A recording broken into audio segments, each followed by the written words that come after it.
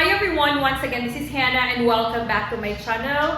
Happy Monday everyone. Dushanbe Mubarak Bahamamon. Shishliva Panitelika Dilanas. Our topic for today is adverbs of frequency. Again, how do you read this?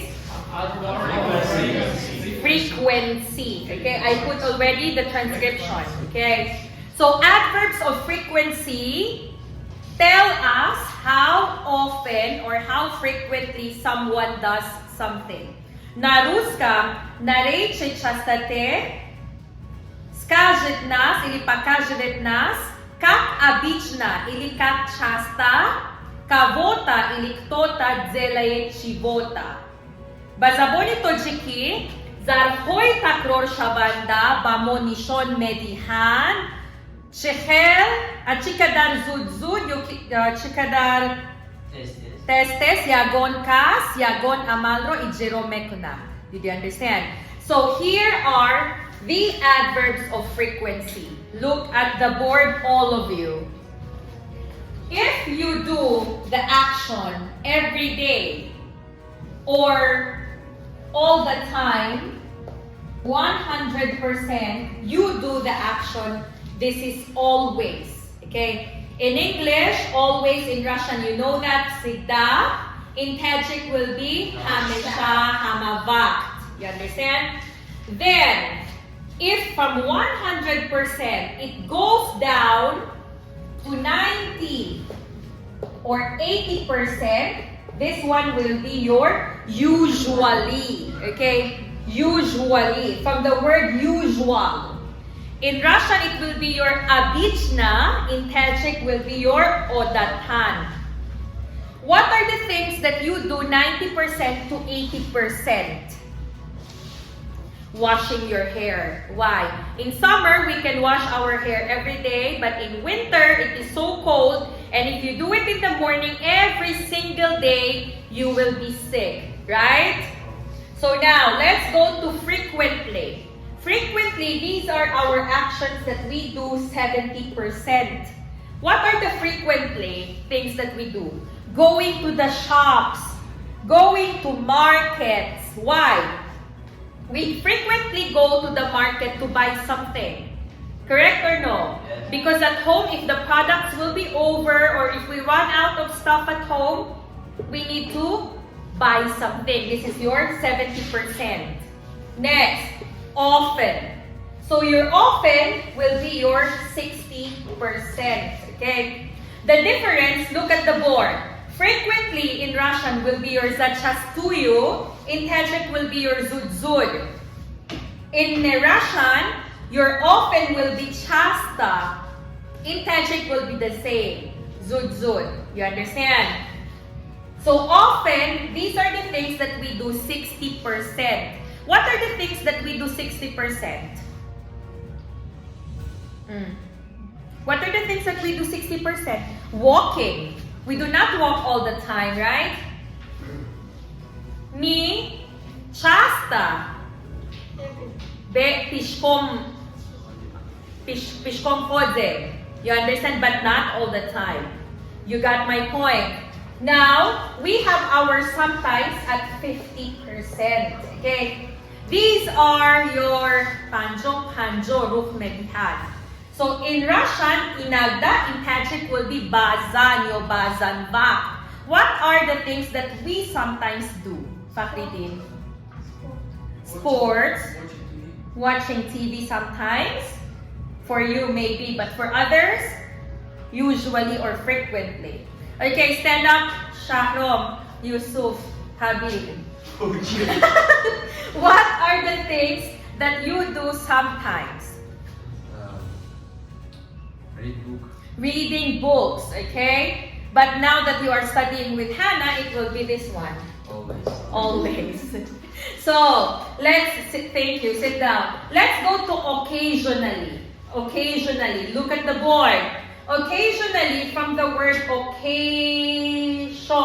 Occasion, it means praznik, jashin, okay? Occasionally, it will be your vrema od vremina pa praznikam tasudofan.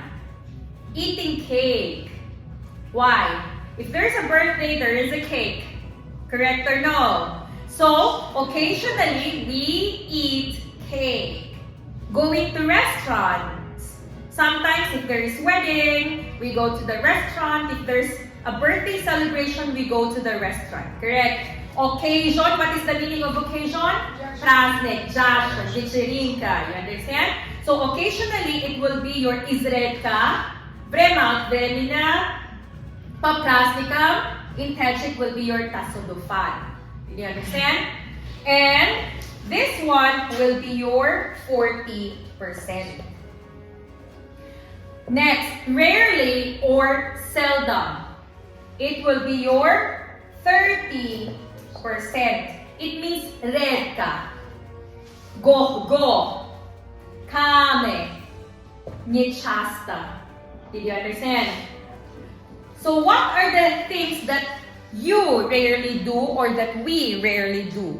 Going to the cinemas, to the movies. You understand?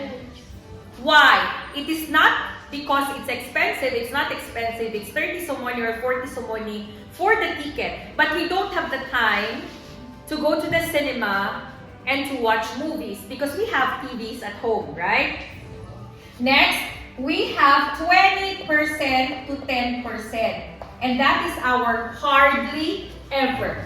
Почти никогда, кариб хедж вакт, кариб хедж го. What are our hardly ever? We hardly ever travel somewhere far.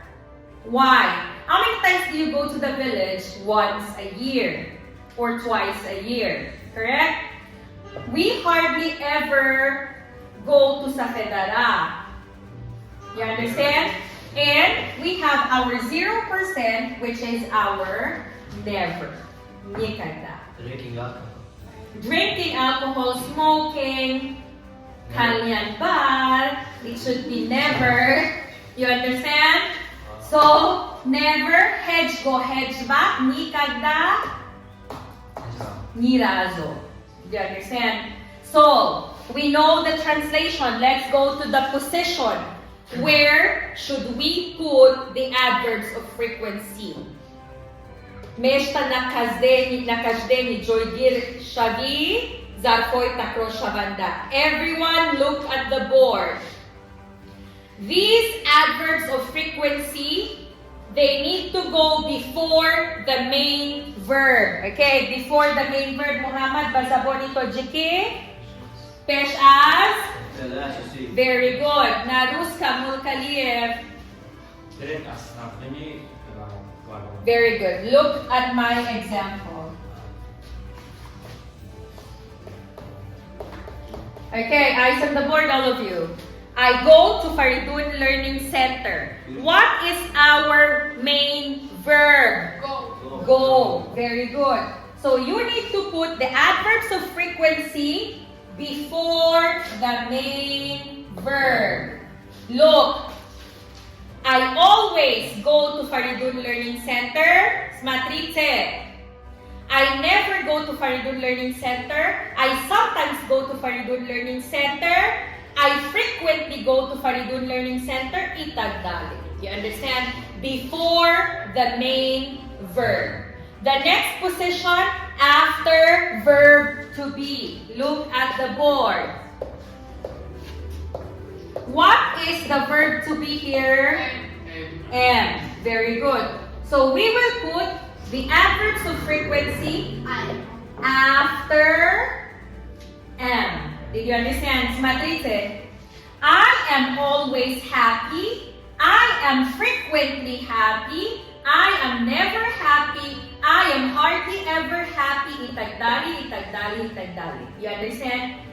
Position number 1. Before the main verb. Position number 2. Very good.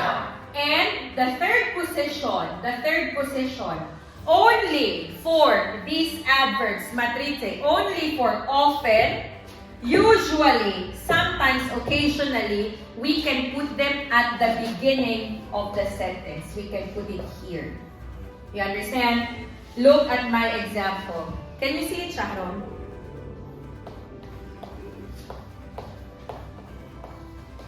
This is our sentence, right? We can put often, usually, sometimes, occasionally at the beginnings. Madrid. Often I work hard. Sometimes I work hard. Usually I work hard. Occasionally I work hard. Did you understand? What are the 4 adverbs of frequency that we can put at the beginning or the start of the sentence? Often, usually, sometimes, occasionally. Very good. Can we put the other adverbs of frequency at the beginning? No. No, only 4. I sat. Position number 1. Position number 2. What are the adverbs of frequency that we can put at the start or the beginning of the sentence? Very good. Did you understand? I will give you 5 minutes to memorize the adverbs of frequency with translations, and I will ask you one by one.